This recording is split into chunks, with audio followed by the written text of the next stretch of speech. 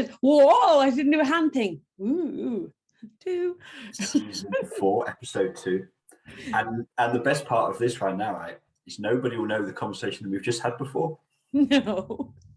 And the reason that I had to do the arm thing is that I have a crappy background and you have a bunch of dazzles behind you. Or a dazzle.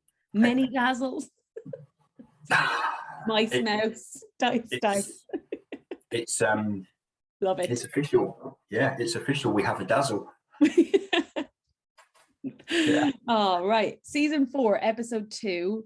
What's on our agenda? What are we going to talk about today? Well, two possible things. Ooh, one from an experience from the weekend that was quite interesting. That your kind of live thinking on it would be interesting about some of the things it spurned off on, because I think it might resonate with a few people. And 2, where do we draw the line on our standards versus organizational standards? Meaty. Go with your one. I love the live reaction thing because then I overthink my reaction and yeah, it lingers into the weekend. So go for it. Throw it at me. What's going on? So let me set the context. Yeah.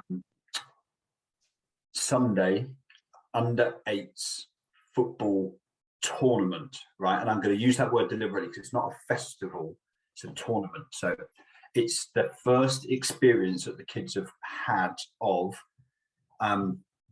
win or lose. There's a trophy at stake. You can get knocked out of something. So 2 groups of 6 teams, the top 2 from each group go through to a semi-final, and then there's a final.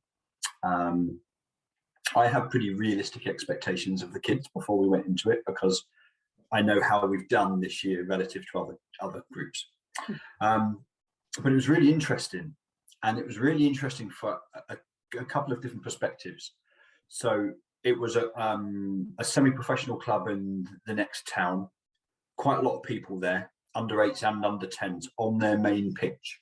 Oh, wow. So you've got a few kind of environmental things of lots of people watching, which is probably the first time they've ever really had that. Yeah. Although interestingly, none of them really mentioned it as a thing, which was quite interesting. However, there was a lot of pre-tournament nerves of the kids. Oh my God, it's knockout. Well, it's not knockout yet. We've got 5 games, but then it's knockout. Well, yeah, but we've got 5 games. But pre-tournament nerves from kids and from parents. Okay, so this was probably the bit that surprised me a bit more. And I won't name names to keep his anonymity because of who he is. But we've got one parent, right, who's ex-special forces, like has been to some pretty serious places around the world doing some pretty serious work. And he's a huge man. He's a big rugby man. He's involved in rugby coaching as a new coach at my son's team as well.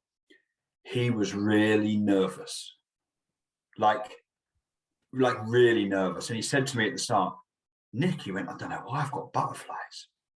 I'm like, dude, you used to kill people for a job. Like this is an under-8s football tournament. Unless someone's dying, in which case we didn't have that piece of information. Don't need that skill set right now. Yeah.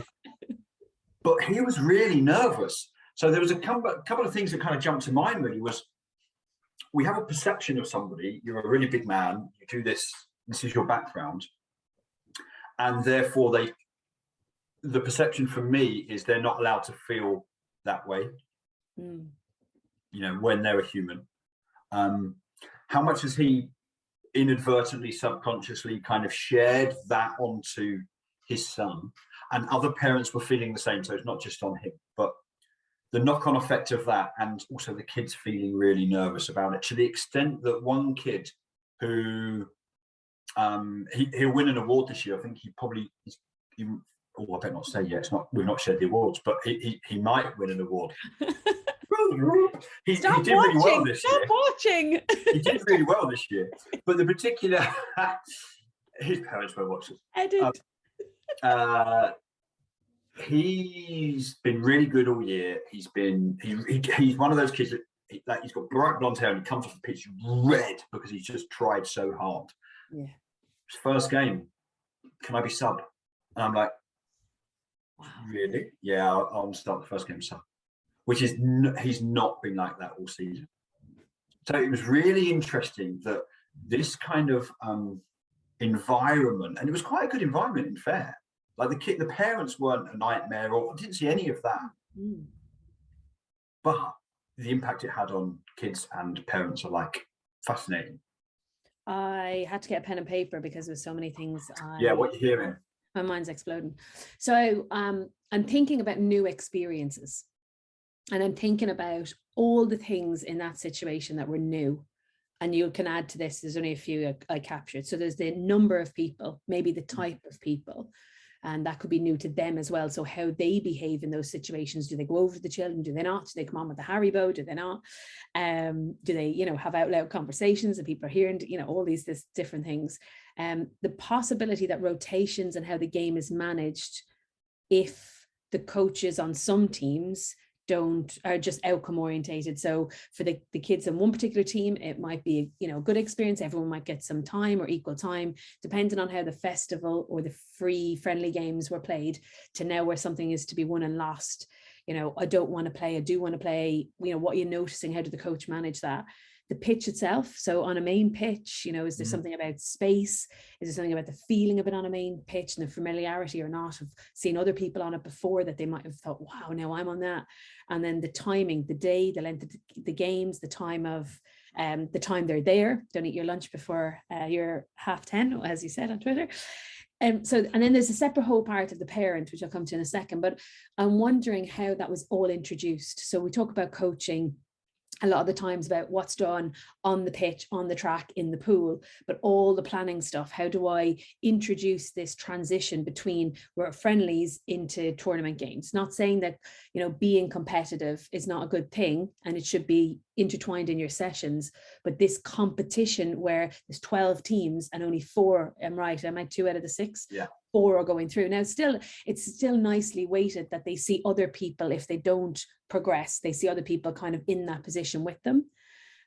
But those are the things that how is that, like the knockout? How did the knockout become a big thing? Or did they want it to become a big thing with this age group, in which I'd worry about? But, looking at that picture, and then very briefly, the parent side, I've written down here the word perception that you mentioned, perception of the demand of the parent on that day and their ability in relation to maybe the control that they have in life. So if he could physically play that game, this parent, or could physically be involved with water or do something like that, would he feel like he was contributing and he had a little bit more control of the situation, as opposed to, I'm over here, I've got to be a parent here. The nerves that I'm describing, they're not the same nerves, or might be the same nerves, or could have the different reaction to someone else.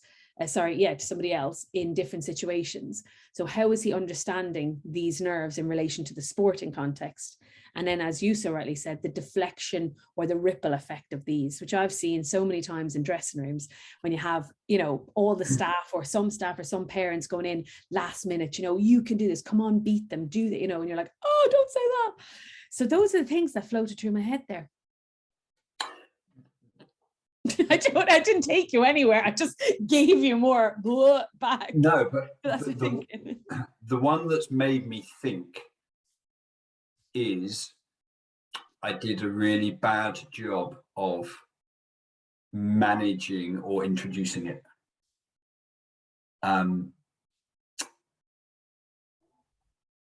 So I just talked about the fact that it's just 5 games of football. And it was just 5 games of football, and knowing the standard of our group relative to other teams, let's be fair, before I went in, I probably knew that it was only going to be 5 games of football, although we did win 1 game, which was quite good.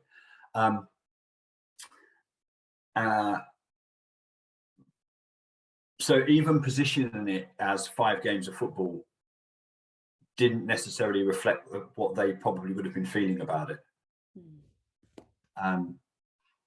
We had a really interesting kind of moment after the third game. So we lost the first 2 games 2-1.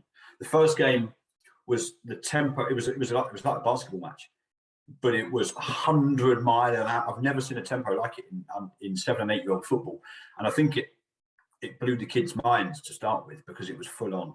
And we lost 2-1, but we were well beaten 2-1. The second game we lost 2-1, but we did better. We probably could have won.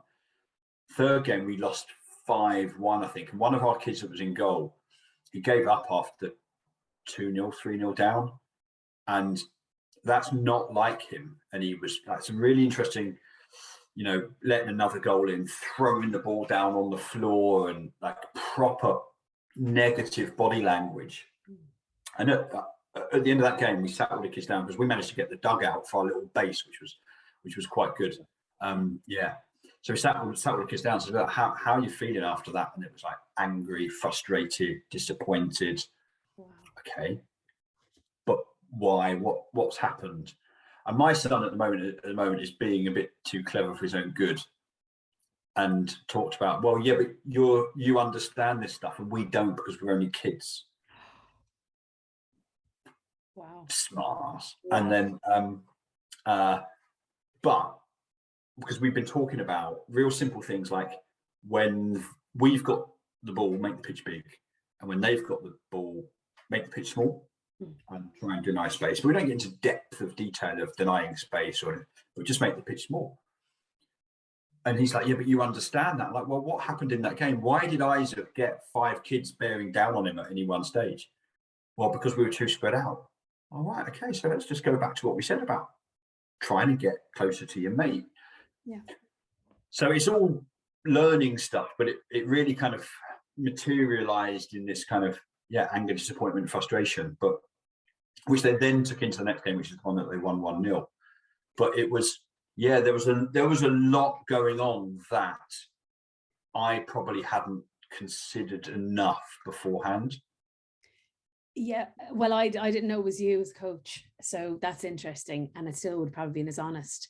But what I love is that you again so casually have said the dugout. So when we think of learning and we think of holding, onto emotional reactions to events and experiences, so they had a dugout or they had a cool space to be their hub for the day.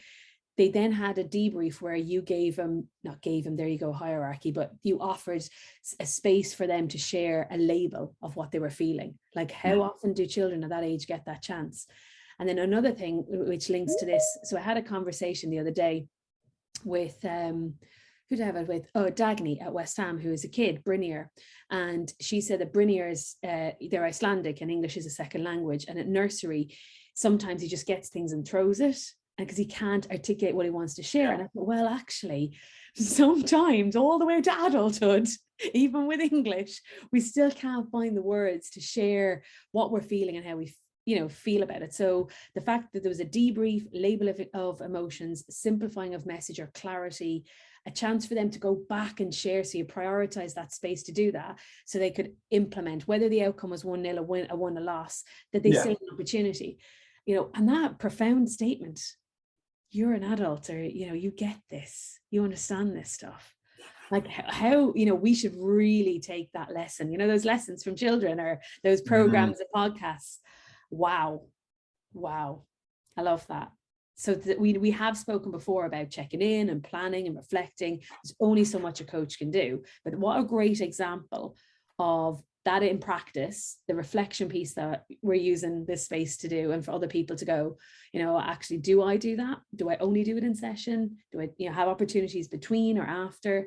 How was that experience? The dugout? I just love that. I really, really love it. What a good example. Reality. Yeah, 100%. And sometimes we're too much in the Google search webinar, floating around the place, looking up stuff to miss what's in front of us, the live cool part. So anyway, we must be off time already. Part 2 to come on the other thing. At Coach Convo, you can find us there, coachconversation@gmail.com. Keep your thoughts, your opinions, all of them, share them in, keep them coming. And we'll see you next week. Hope you enjoyed it. Awesome. Bye. Bye.